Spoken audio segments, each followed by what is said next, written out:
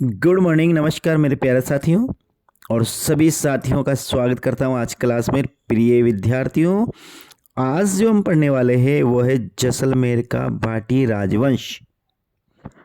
आज की क्लास बहुत छोटी सी क्लास है साथियों, लेकिन यदि एग्जाम में जैसलमेर के भाटी राजवंश से कोई भी प्रश्न आता है तो जो हम पढ़ने वाले हैं ना, इससे बाहर कुछ भी जाने वाला नहीं है साथियों। तो ज़रूर देखिएगा आज की क्लास को और हम बढ़ते हैं आज की क्लास में साथियों। देखिए, जैसलमेर का भाटी राजवंश ये इतना सा कि जो आपको दिख रहा है, जैसलमेर का भाटी राजवंश स्वयं को चंद्रवंशी यादवों से संबंधित मानता है। किससे? याद रखना, चंद्रवंशीय यादवों से संबंधित मानता है। और ये अपना संबंध भगवान श्री कृष्ण से जोड़ते हैं। विजयराज के शासन काल से भाटियों का नियमित इतिहास मिलता है। ये मतलब जो इतना दे रखा है, इसमें प्रत्येक लाइन में प्रश्न बनता है। तो विजयराज से जैसलमेर के भाटियों का नियमित इतिहास मिलता है।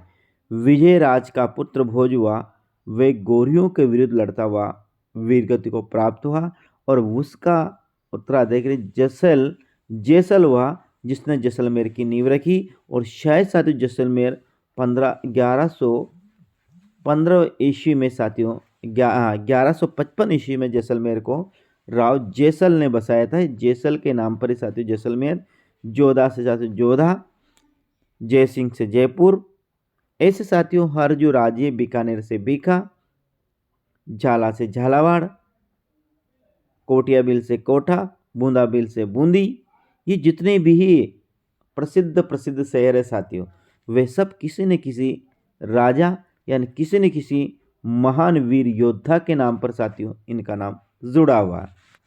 अब आगे देखिए, जैसलमेर के किले का इतिहास 2.5 शाखे के लिए प्रसिद्ध है। यानी कि 2.5 शाखा कहाँ का प्रसिद्ध है, तो आपको ध्यान रखना है, जैसलमेर के राजपूत जो भाटी राजवंश के थे वो 2.5 शाखे के लिए प्रसिद्ध है साथियों। पहला शाखा जैसलमेर के शासक मूलक राज से हुआ जब अलाउद्दीन खिलजी ने जैसलमेर पर आक्रमण किया था। तो पहला शाखा हुआ साथियों वह मूलक राज वर्सेस अलाउद्दीन खिलजी से हुआ, यानी मूलक राज अलाउद्दीन खिलजी। दूसरा शाखा राव दूधा से हुआ, उस समय फिरोज शाह तुगलक ने जैसलमेर पर आक्रमण किया। अब देखिए, पहला शासक में कौन था? मूलक राज एम, दूसरा शासक में दूधा एम डी, और नीचे आएगा लूणकरण MDL, ऐसे याद रखिएगा। पहला शाखा हुआ मुलक राज के समय हुआ जब अलाउद्दीन खिलजी ने जैसलमेर पर आक्रमण किया। अलाउद्दीन खिलजी ने राजस्थान पर बहुत ज़्यादा आक्रमण किया। रणथंबोर पे किया, चित्तौड़ पे किया, जैसलमेर में किया, बाड़मेर जालौर पर किया, बहुत ज़्यादा आक्रमण किया साथियों। और हर जगह जहाँ पर आक्रमण किया वहाँ लगभग साथियों वीरों को तो वीर गति प्राप्त हो गई। और जो वीरांगना है साथियों, उन्होंने अपने सतीत्व की रक्षा के लिए क्या हुआ, जोहर हो गई, यानी अपने आप को साथियों आगे के समर्पित कर दिया। तो दूसरा शाखा याद रखना, रावदूता एवं फिरोज शाह तुगलक के मध्य हुआ। तीसरा अर्ध शाखा 1550 ईस्वी में जैसलमेर के शासक लूणकरण एवं कंधार के शासक अमीर अली को शरण दी थी। और अमीर अली ने विश्वासघात करते हुए लूणकरण पर आक्रमण कर दिया और लूणकरण ने अपने साथियों के साथ लड़ता हुआ मारा गया, किंतु अंतिम रूप से भाटी विजय रहे, अतः जोहर नहीं हुआ। यह घटना अर्ध शाखा कहलाती है। यहां पर साथियों क्या हुआ, यहां जोहर नहीं हुआ, इसलिए इसको अर्ध शाखा कहा जाता है। केसरिया तो किया, यानी कि किसी राजपूत योद्धा को रणभूमि में, कहां पर? रणभूमि में लड़ते हुए वीरगति को प्राप्त होता है साथियों, उसे केसरिया कहते हैं। और जब केसरिया होता है, केसरिया की सूचना जैसे ही राजमहलों में रानियों के पास पहुंचती है, तो रानियां अपनी लाज, अपने सतीत्व को बचाने के लिए साथियों, वे अपने आप को अग्नि के समर्पित करते थे सामूहिक रूप से। किसे? सामूहिक रूप से जो अग्नि को समर्पित किया जाता है वह साथियों जोहर कहलाता है, और जो एक स्त्री अपने आप को आग को समर्पित करती है वो सती कहलाता है।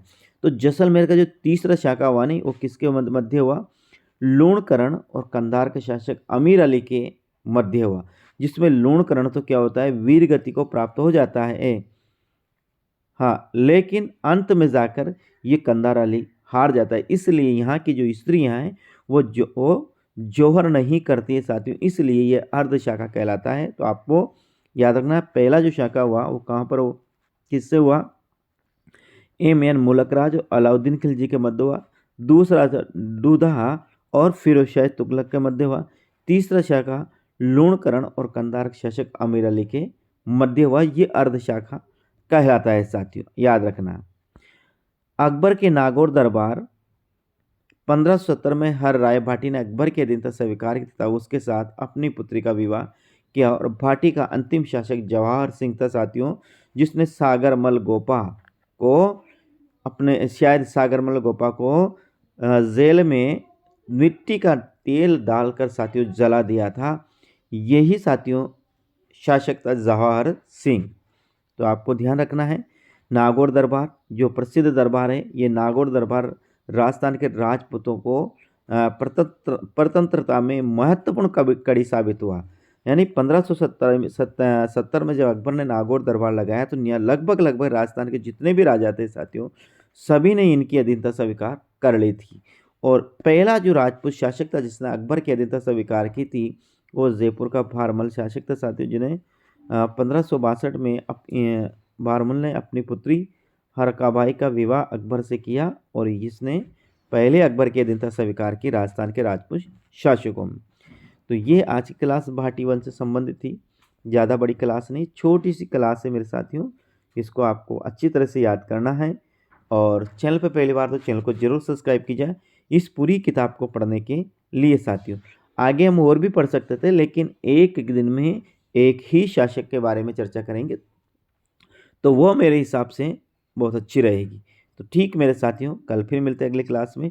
राम राम साथी।